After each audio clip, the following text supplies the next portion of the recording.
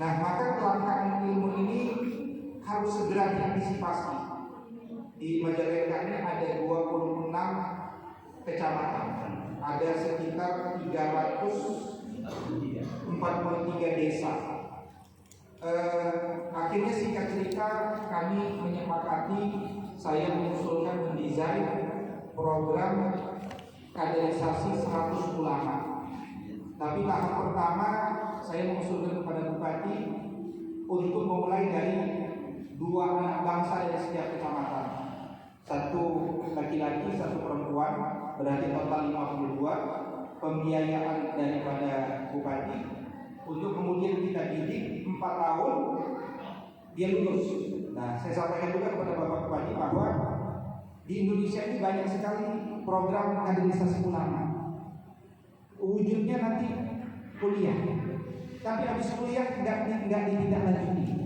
Nah, desain yang saya usulkan adalah kita desain dengan kontrak kerja, pulang dari pendidikan dia harus kembali ke kecamatannya masing-masing, membantu Bapak Camat untuk kemudian mengembangkan 2 hal, kemandirian ekonomi dan kecerdasan intelektual. Karena ulama itu memang dididik untuk 2 hal, pintar akalnya dan mandiri ekonomi.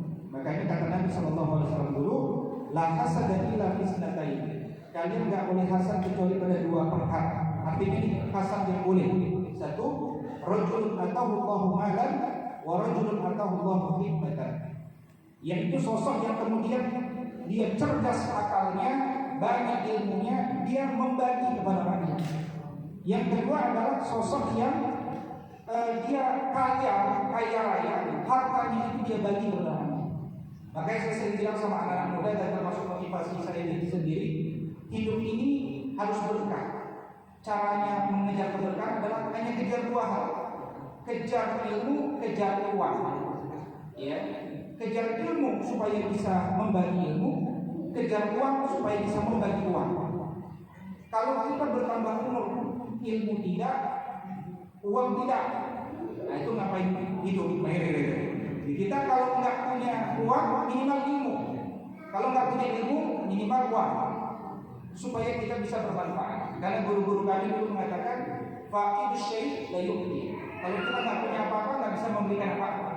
Makanya di setiap daerah ketika saya mengembangkan gerakan-gerakan pendidikan, saya katakan saya akan mewakafkan umur untuk mendesain kurikulum, membangun generasi.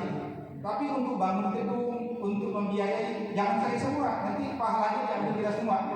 Kalau bisa dibagi-bagi. Ada yang nggak sempat membagi ilmu, tapi dia sibuk mengembangkan usaha, terlibat, terbangunlah ekosistem. Akhirnya semuanya dapat jariah, semuanya dapat pahala. Nah, sosok Muhammad Syarif ini anak kenal pertama kali di Majalengka ini adalah 2 tahun yang lalu ya, ketika sebelum berangkat ke Yordania. Beliau bilang kepada guru-guru bahwa beliau mau melanjutkan kuliah S2 di Yordania, butuh biaya 200 juta. Karena di Yordania nggak seperti di Mesir. Mesir gratis, Sudan gratis, Madinah gratis, Yordania bayar ya. Tapi beliau maunya di Yordania. Dibantulah oleh beberapa tokoh dan seterusnya. Saya menyaksikan, kalau tidak salah terkumpul berapa itu? 10 juta ya. 10 dari 200 juta yang dibutuhkan. Saya terus terang bangga dengan sosok beliau ini. Kenapa? Karena orangnya nggak mau berhenti. Kalau udah tujuannya harus tercapai. Baik juga hanya dengan modal 10 juta, padahal udah jelas untuk kuliah di sana 200 juta. Beliau tetap berangkat. Ya. Ini modal nekat namanya. Ya, ini namanya contoh pemuda Majalengka, pemuda Kertajati, modal nekat. Modal 10 juta, yang penting berangkat. Alhamdulillah, 2 tahun kemudian tepat waktu lulus. Dan lulus itu berarti dia sudah mengumpulkan 200 juta kan di tengah sana kan? Gimana itu ceritanya? Wah, ceritanya ya bingung lah ya kan? Ya, dekat dengan KBRI, kerjain ini, apa saja, macam-macam dalam kerjaan. Itu menurut saya semakin yakin dengan janji Allah dalam penutup Quran surah Al-Ankabut, alladzina jahadu fina lanahdiyannahum subulana. Tugas kita cuma jalan dan bergerak. Nanti Allah akan berikan kemudahan. Tapi coba kalau beliau nggak jadi berangkat ke Yordania hanya karena uang 10 juta, mungkin kita nggak jadi tidak mendapatkan kelulusan itu sekarang. Ya, Makanya saya doakan kepada antum terus semangat belajar. Sekarang sudah S2, lanjut lagi S3. Kalau ada S3 ambil S3. Jangan mau kalah sama Samsung. Samsung sudah S22 plus Ultra, nah itu masih S2 ya. Lanjut terus ya belajar. Nah, Bapak Ibu sahabat semuanya, Majalengka ini kota ulama sebenarnya. Didesain kota ulama ya. Majalengka ini menjadi nama Majalengka 11 Februari 1840 berdasarkan calendering dari Van der Regensburg dari Cirebon. Jadi yang tadinya ibu kotanya Sindakasih berubah menjadi Majalengka berdasarkan surat dari Belanda. Majalengka. Nah ini Majalengka ada sejarahnya, ada 3 versi ya. Ada yang kelangkaan buah maja, ada yang ada 3 versi lah. Tapi alhamdulillah namanya sudah berubah menjadi Majalengka.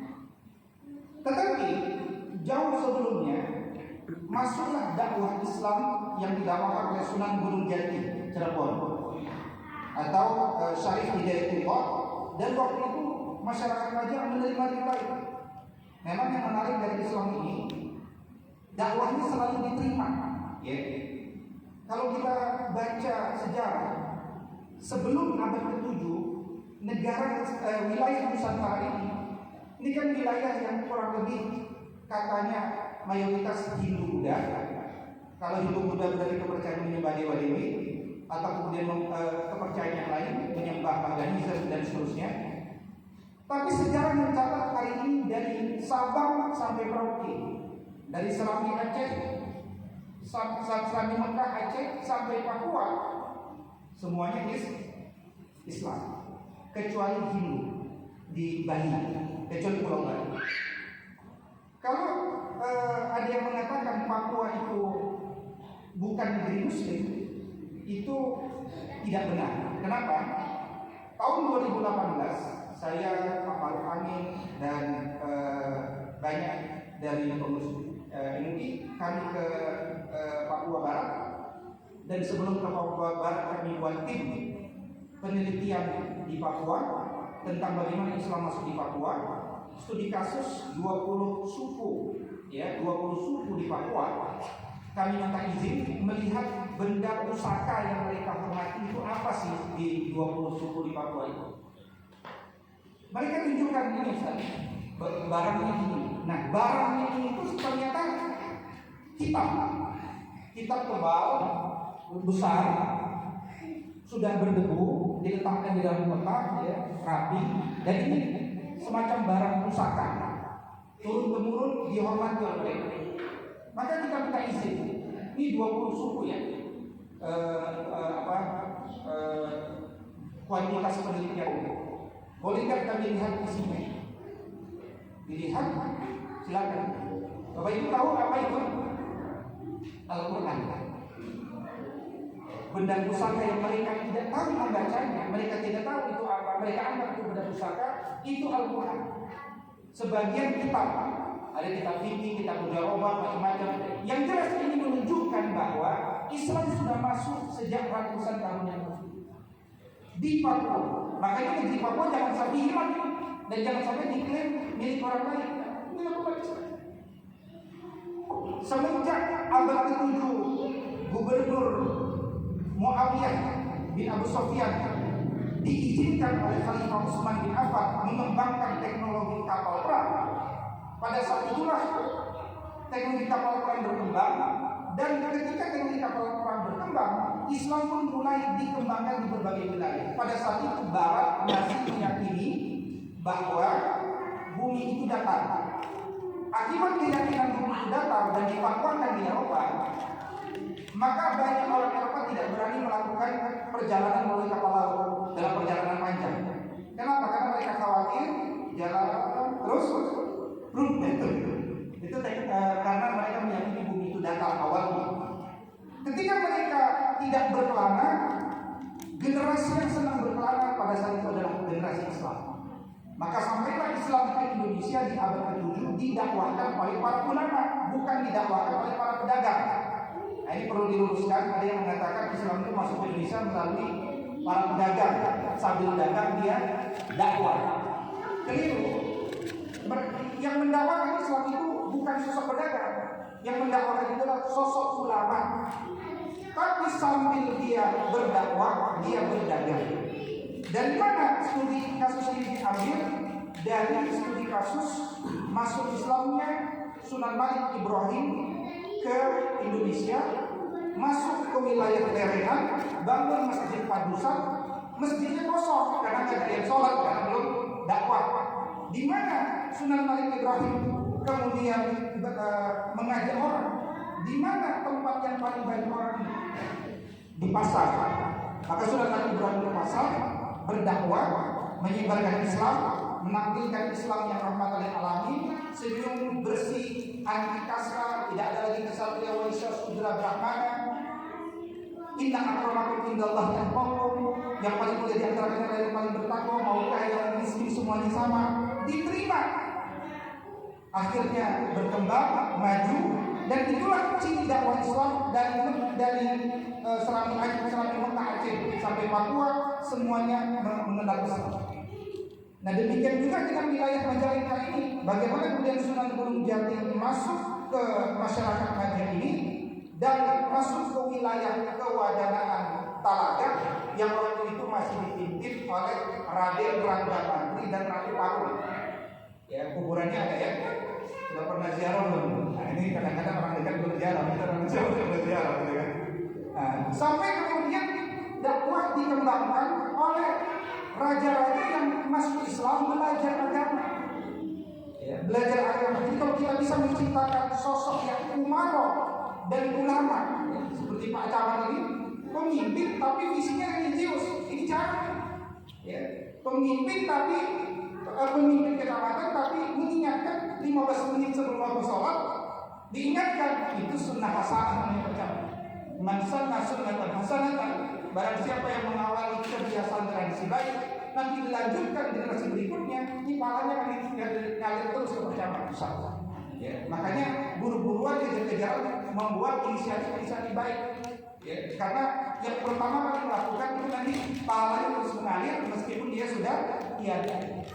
Termasuk di antara ulama yang begitu banyak yang berdakwah di Majalengka ini, tentu kita tidak bisa asing dengan Kiai Haji Abdul Halim yang kuburannya di Sandi Asromo. Kenapa? Karena warga Majalengka ini cukup bangga. 1 dari 62 anggota BPUPKI ternyata orang Majalengka. Ya, ternyata orang Majalengka, dan itu luar biasa. Artinya orang Majalengka itu pendiri negara. Negara yang belum ada, para ulama sudah memikirkan negara ini. Itu menunjukkan bahwa negara ini dibangun oleh para ulama. Nah karena itu, kalau ulama langka, ini berbahaya. Karena langkahnya ulama pasti berdampak pada meredupnya cahaya di Majalengka. Ketika tadi pembangunan luar biasa pada Pak Camat, ada berbagai proyek dan seterusnya, kalau kita tidak bisa mengikuti Majalengka ini, akhirnya yang sudah pasti adalah warga Majalengka hanya sekedar menjadi buruh, ya kan? Jadi buruh, menjadi penikmat dan seterusnya. Maka narasi kita harus kita tinggikan, bukan sekedar kemudian kita minimal membentengi umat ini dari berbagai serangan yang luar biasa, tapi kita menjadi pemain, pemimpin bagi Majalengka ini dilihat dari berbagai sektor. Saya yang bukan warga Majalengka saja, begitu masuk ke Majalengka, saya lihat potensi luar biasa. 1, potensi pariwisata. Ini enggak, kalau digarap luar biasa, cakep. Banyak sekali spot-spot yang luar biasa. Yang itu kalau dikelola luar biasa, kan nggak perlu investor luar. Bangun saja komunitas-komunitas di setiap pedesaan, bangun dibuat dengan profesional, dia akan maju dan anak-anak Majalengka tidak tertarik keluar. Kenapa? Udah nyaman di sini. Itu baru sektor pariwisata. Belum lagi sektor perekonomiannya, sektor industri kreatifnya. Ini luar biasa. Ya, jadi kalau sekedar menjadi guru, insya Allah itu sudah pasti. Kenapa? Ada industri, pasti ada butuh tenaga kerja kan? Pasti otomatis itu. Tetapi kita perlu narasi yang lebih tinggi lagi. Maka melahirkan ulama bukan sekedar melahirkan tukang ceramah, bukan sekedar melahirkan tukang doa, tapi dia memiliki narasi yang kemudian dia bisa bergerak di tengah masyarakat. Nah Bapak Ibu dan sahabat semuanya, Nabi Shallallahu Alaihi Wasallam ketika dilahirkan tanggal 20 April tahun 571 Masehi, diangkat menjadi Nabi tahun 611. Kemudian hijrah tahun 623. Kemudian wafat tahun 634 atau 632. Itu Nabi baru belajar Al-Quran, diajarkan oleh malaikat Jibril umur berapa tahun? Umur 40 tahun. Iya kan? Makanya tadi kalau Pak Cabat sudah mengingatkan, ajarin juga nih senior-senior untuk baca Quran. Nah ini saya menguatkan, menyempurnakan. Barang siapa yang baru belajar baca Quran umur 40 tahun, dia ikut Nabi SAW. Karena Nabi itu baru belajar baca Quran umur 40 tahun. Jadi jangan orang satuan. Bagi yang rambutnya memutih seperti saya, ini saya kenapa saya cukup pendek supaya rambut putihnya nggak kelihatan. Karena begitu rambut saya panjang semua, ini putih semua pakai sini. Nah kalau bagi kita yang rambutnya sudah putih, ini jangan banyak lihat cermin. Itu cermin jangan dilihat. Karena kalau kita lihat cermin kita jadi seperti merasa tua. Padahal tidak ada kata tua dalam filosofi filsafat hidup ini. Yang ada adalah kita menjadi semakin berpengalaman, semakin senior. Ruh kita kan nggak pernah mati ya. Nanti ada kematian, kan nggak pernah mati. Yang ada adalah kita lebih berpengalaman. Begitu ada kematian, ruh kita dicabut Allah, dipegang oleh malaikat dalam genggaman Allah Subhanahu Wa Taala, tetap hidup. Nah makanya kita pengen keluar dari ruh ini dalam kondisi nikmat atau tidak, dalam kondisi berbagi atau tidak, tergantung hidup. Kalau hidup kita terus bermanfaat, insya Allah. Makanya saya melihat bagaimana profil Nabi SAW itu, dan ini yang harus kita jadikan cita-cita. Profil Nabi itu adalah satu, sebelum jadi Nabi sudah menjadi pengusaha. Nabi itu sudah jadi pengusaha.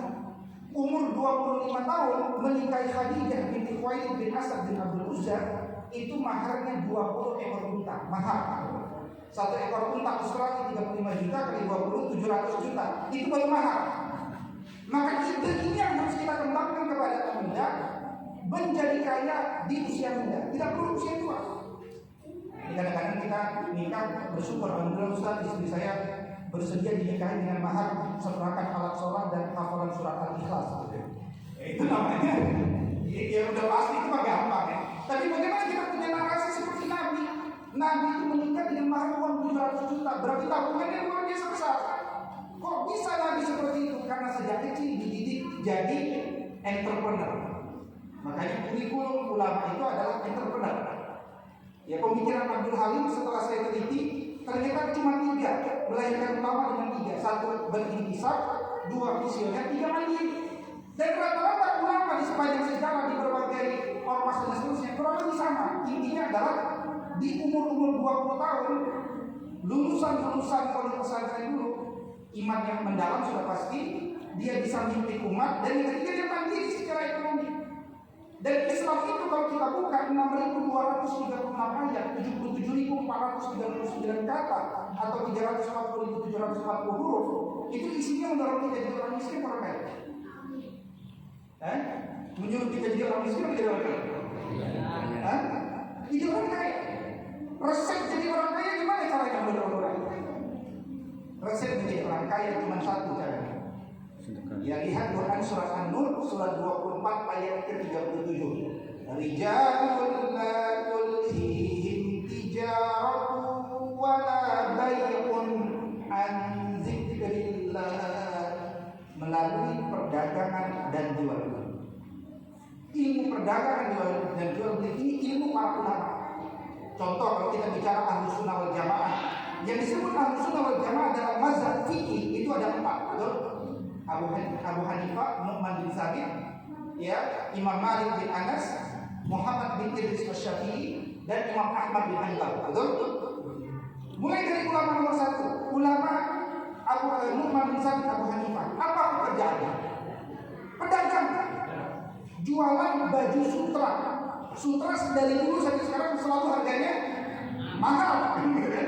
Meskipun laki-laki tidak boleh pakai baju sutra, tapi sutra dijual untuk dijual oleh Imam Abu Hanifah. Terkenal Abu Hanifah itu kemana-mana harum, pakaiannya bagus. Kalau ceramah, dia lihat ada jamaah pakaiannya kurang bagus, disuruh pulang belakangan. Semua udah pulang, kata Abu Hanifah, coba lihat di balik sajadah. Begitu diambil sajadah, ternyata di balik itu sudah ada uang 4.000 dirham. Ambil buat kamu. Itu sosok Abu Hanifah. Jadi Abu Hanifah itu pedagang, ya. Tapi kemudian dia berdagang supaya bisa menjadi dakwah. Karena berdakwah itu, dakwah akan meminta segala-galanya dari kita. Makanya seorang ulama itu dia independen, dia tidak akan meminta sesuatu dari umat. Dia ikhlas, dia independen, dia tidak bergantung kepada siapapun, dia tidak bisa disetir oleh siapapun, karena yang bisa menyetirnya hanya Allah Subhanahu wa Ta'ala. Makanya generasi ini ketika mulai abad ke-17 Indonesia dijajah, ya, yang menjajah kan siapa? Mulai dari Portugis, Spanyol masuk, Inggris, Perancis, Belanda, Masya Allah ya. Ini negara suka-sukanya dimasuk Indonesia. Idenya apa? Baru terakhir Jepang. Cuma yang 5 negara ini berbeda dengan Jepang. Jepang dekat dengan umat Islam. Ya, kenapa dekat dengan umat Islam? Karena 350 tahun umat Islam diserang dengan yang punya konsep gold, glory, gospel. Gold itu miskinkan bangsa Indonesia, glory itu hinakan bangsa Indonesia, gospel itu murtadkan bangsa Indonesia. Kan begitu. Akhirnya yang menyerang penjajah siapa? Yang umat Islam, karena kita dimurtadkan. Minimal kalau nggak dimurtadkan, dimunafikan. Caranya gimana? Contoh Imam Bonjol sama Pangeran Diponegoro. Pangeran Diponegoro ini kan sultan. Tapi karena istrinya dari ibunya selir, artinya ibunya bukan permaisuri asli, dia diinginkan jadi lanjutan, tapi beliau nggak apa-apa, saya nggak apa-apa. Saya tahu diri, saya suka jadi ulama. Makanya beliau dengan daim aja nanti bergerak. Nah, penyesalan Pangeran Diponegoro itu satu, kenapa saya menyerang bangsa sendiri? Tapi memang harus menyerang bangsa sendiri. Kenapa? Bangsa sendirinya dipakai baju Belanda, digaji oleh Belanda untuk menyerang kaum muslimin, gitu loh. Jadi ada sekian banyak orang-orang munafik yang diserang oleh para pahlawan nasional. Pahlawan nasional nggak menyerang Belanda, tapi menyerang antek-antek Belanda. Nah, siapa yang bisa memegang teguh dan tidak bisa dibeli? Para ulama. Makanya tugas melahirkan ulama itu adalah tugas kita semua, termasuk tugas saya sebagai ayahnya. Ayah, itu contoh kita punya anak. Saya punya 1 istri, ya, saya pasti kalah dengan bapak-bapak, pasti ada yang punya 2 istri kan. Nah, saya cuma punya 1 istri. Dia 1 istri cuma punya 4 anak, laki-laki perempuan. Saya baca isi Al-Quran, ternyata Al-Quran memerintahkan mendidik anak itu bukan kepada ibu sebenarnya, tetapi mendidik kepada ayah. Buktinya ada 17 dialog pendidikan di dalam Al-Quran, 14 dialog dilakukan oleh ayah. Bunda cuma dia dialog 2 dialog. 1 dialog itu ayah bunda keluarga Abdurrahman bin Abu Bakar, tapi tidak disetujui oleh Sayyidah Aisyah radhiyallahu anha, itu bukan keluarga beliau. Artinya Allah mengingatkan para ayah, didiklah anakmu menjadi umat Rasul sallallahu alaihi wasallam. Tazawwaju fa inni mukatsirun bikum al-umama yawmal qiyamah wa la takunu karahbani al-nasara. Ini pesan Nabi. Menikahlah kalian karena aku akan bangga dengan jumlah kalian yang banyak. Jangan seperti rahib-rahib yang mengharapkan pernikahan bagi dirinya. Maka kemudian sejak dahulu orang itu bergerak untuk mengajarkan anaknya ilmu. Ya. Saya meneliti bagaimana kebiasaan para ulama dulu ketika mendidik anak-anak. Satu, cara mereka mendidik anaknya yang pertama adalah mereka pakai Quran surat At-Tahrim surat 66 ayat 6. Allah mengatakan, ya ayyuhalladzina amanu qu anfusakum wa ahlikum nar. Wahai orang-orang beriman. Ada 89 kali dalam Al-Quran diulangkan.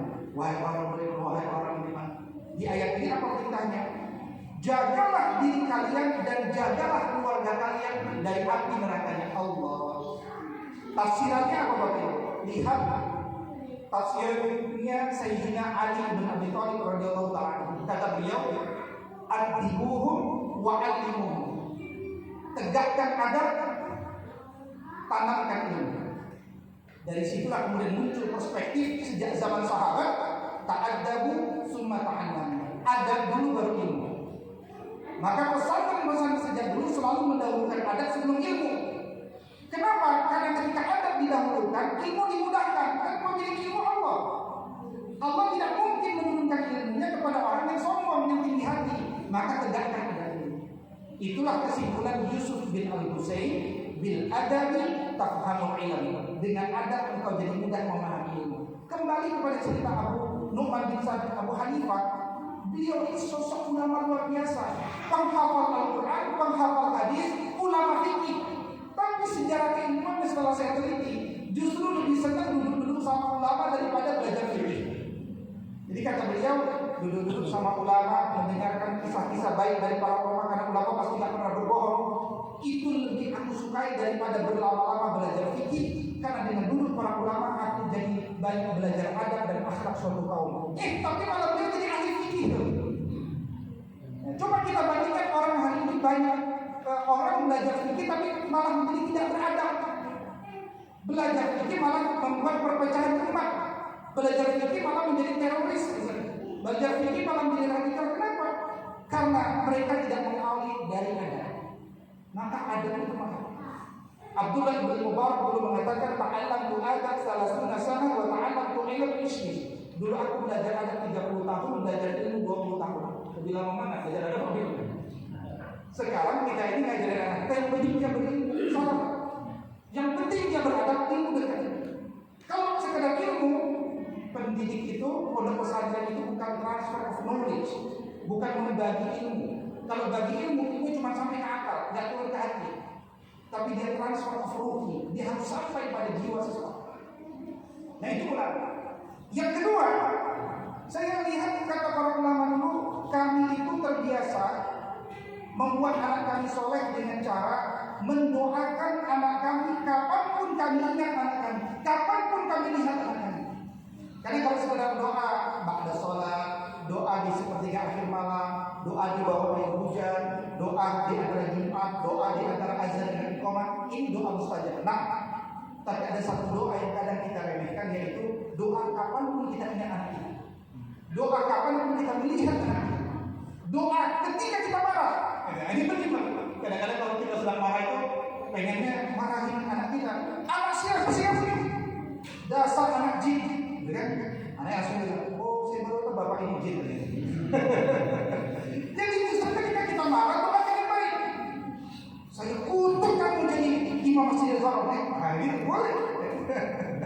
Jadi maksudnya doakan yang baik ketika kita marah, jangan kelepasan ngomong, khawatir doakan malaikat. Ya.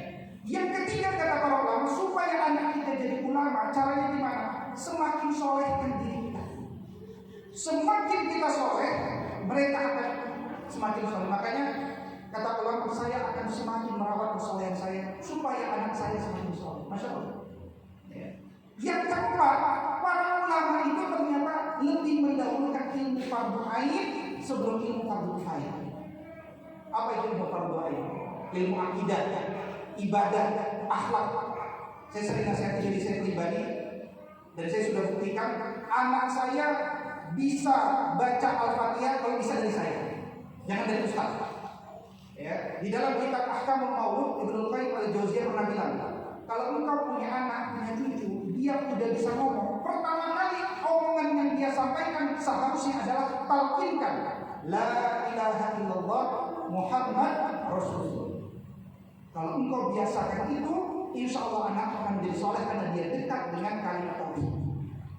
Jadi seluruh narasi Quran mendorong generasi ini menjadi ulama. Tapi sekali lagi ulama yang kita maksud adalah bukan ulama sekadar tukang ceramah dan tukang doa. Karena itu tidak ditemukan di dalam Al-Quran. Allah mengatakan innama yakhsyallaha min ibadihi ulama. Ulama itu adalah yang tunduk kepada Allah Subhanahu wa taala. Karena itu sebagai penutup Bapak Ibu sahabat semuanya, gerakan mencetak ulama, pemerintah Kabupaten Majalengka sedang mendesain, anak-anak udah mendesain semua, semuanya harus bekerja sama untuk Majalengka yang lebih baik, untuk Indonesia yang lebih baik, untuk umat Rasul SAW yang lebih baik. Karena Islam itu ada di Indonesia, karena ada yang mendakwakan. saya khawatir negeri ini semuanya sudah dimurtadkan oleh penjajahnya dengan gospelnya. Tapi ulama bergerak, ulama menguatkan. Makanya 3 kali di dalam Al-Quran Allah mengatakan walladzi arsala rasulahu bil huda wa dinil haq liyuzhirahu 'ala ad-dini kullih. 3 kali. Quran surat Taubah, Quran surat Al-Fat, Quran surat As-Saff ayat 9. Dialah Allah yang telah mengutus Rasulnya dengan agama yang benar, dengan petunjuk supaya Islam ini dimenangkan di atas agama yang lain. Memenangkan Islam lewat mana caranya? Salah satunya lewat pondok pesantren. Apalagi pondok pesantren yang bukan sekedar kita kuning, tapi kita putih juga. Yang bukan sekedar mengajarkan ilmu akidah, tapi ilmu ekonomi juga. Yang bukan sekedar menjadikan ulama, tapi melahirkan entrepreneur juga. Masya Allah. Ya. Jadi kalau kita lihat alat ukurnya, 1, ulama itu akalnya cerdas, jiwanya bersih, jasadnya kuat. 2, akidahnya lurus. 3, ibadahnya benar. 4, akhlaknya terpuji. 5, dia selalu ingin bermanfaat bagi orang lain. 6, fisiknya kuat. Ya. 7, dia selalu disiplin dengan waktu. 8, dia selalu mencintai ilmu. Ya. Yang ke-9, dia mandiri secara ekonomi. Ini ulama, di indikator. Makanya membangun ulama ini pekerjaan yang menarik. Ya, saya menikmati mencetak generasi seperti itu, dan mari kita semua menikmati bekerja sama. Ini beban berat, tapi beban berat jangan ditanggung sendiri. Bersama-sama insya Allah bisa lebih mudah. Semua orang yang bergerak, Allah menyaksikan hari ini adalah hari yang bersejarah, hari di mana para sesepuh, para tokoh masyarakat, para pemimpin, para ulama, para hujat, para ibu-ibu semuanya duduk untuk membahas satu pekerjaan yang unggulan, satu amal terbaik kita di dunia ini, yaitu mencetak ulama. Mudah-mudahan Allah mudahkan kita semuanya. Dan karena saya diberikan waktu saya 10 saya harus disiplin juga. Dan 10 saya harus selesai. Demikian, mudah-mudahan Allah SWT berkahi kita semuanya. Mohon maaf kalau ada kesalahan kata-kata. Sekali lagi doa saya untuk Bapak Camat, mudah-mudahan selalu sehat dan prima. Qul qawliha ya astagfirullah li wa lakum. Assalamualaikum warahmatullahi wabarakatuh.